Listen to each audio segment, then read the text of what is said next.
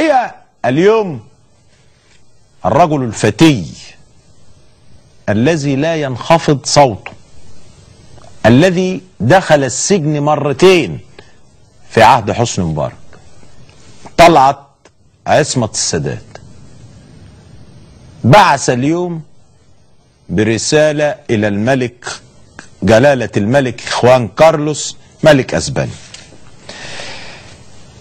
يتقدم قيادات وأعضاء حزب مصر القومي وكافة أبناء الشعب المصري بأسمى آيات التقدير لجلالتكم لما تبذلونه في مجال حقوق الإنسان ومكافحة الفساد. حضرتك معاك صورة الجواب ده يا أستاذ عماد؟ إذا كانت مع حضرتك يا ريت تنزلها لنا على الهواء. ومكافحة الفساد في شتى أنحاء العالم، ومن منطلق تلك الروابط القديمة التي تجمع شعب أسبانيا وكافة الشعوب العربية والإسلامية، وكذلك تأييدكم لثورة الشباب المصري في 25 من يناير، فإننا نهيب بكم أن تعيدوا إلينا الرجل الذي احتمى بكم، المدعو حسين سالم، أحد الذين سرقوا أموال الشعب المصري ونهبوا مقدراته بعد أن أفسد. ولأننا ندرك أنكم تعرفون لواء العدل وتحملون العدل والحق وداعمين للقضاء على الفساد، فإننا نناشدكم تسليمه لسلطات التحقيق المصرية ليخضع لمحاكمة عادلة بكل المعايير الدولية، ونهيب بجلالتكم تسليمه ومعه تلك الأموال التي تحصل عليها بطرق غير مشروعة والتي هي أموال شعب مصر.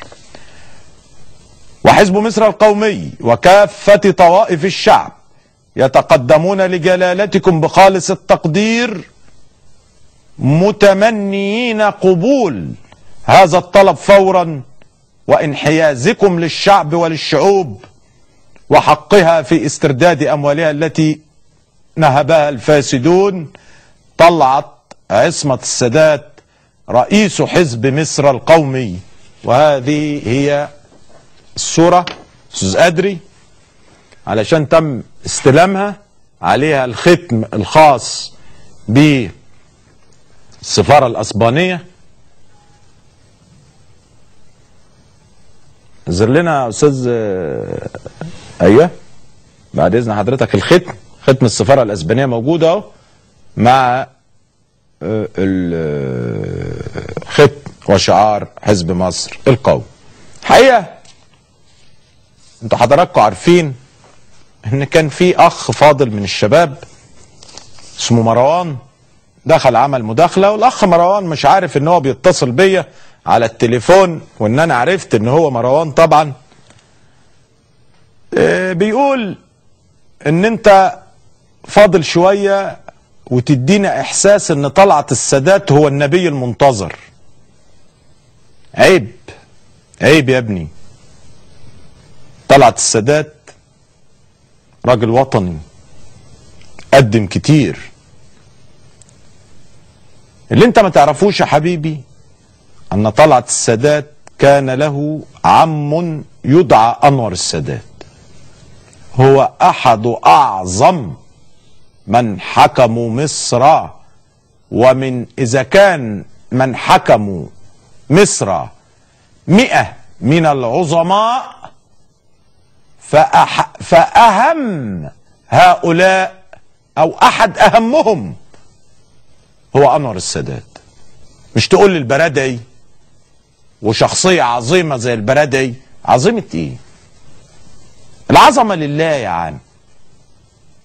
أنور السادات الذي عبر بمصر مرارة الهزيمة وآلام النكسة إلى فرحة النصر وحلاوة الانتصار. ابن شقيقه طلعت السادات هو الذي قضى عقوبتين في السجن في عهد حسني مبارك. الأخيرة كانت وهو عضو في مجلس الشعب. أنا بتكلم وبقول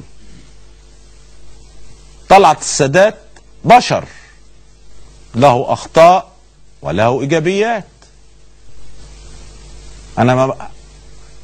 أنا ما قلتش عليه أكتر من كده.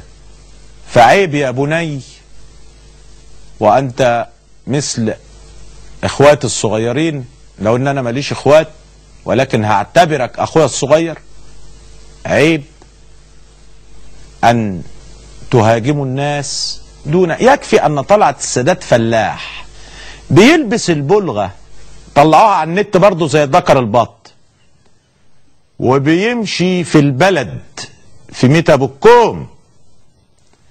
انور السادات هو اللي هد ميت ابو الكوم وبناها بيت بيت على حسابه، ما خدش من الدولة جنيه من جيبه، قال لك دول اهليتي وبلدي. الفلاحين اللي انا طلعت منهم لما عمل كتاب البحث عن الذات خد حصيلته واعاد بناء جميع المنازل علشان تفضل اهليته تتذكره، ويفضل التاريخ يتناقل هذا الموضوع. انا لما بتكلم عن طلعت السادات، اذا اخطأ طلعت السادات ساكون اول من يهاجم طلعت السادات، عشان تبقى عارف.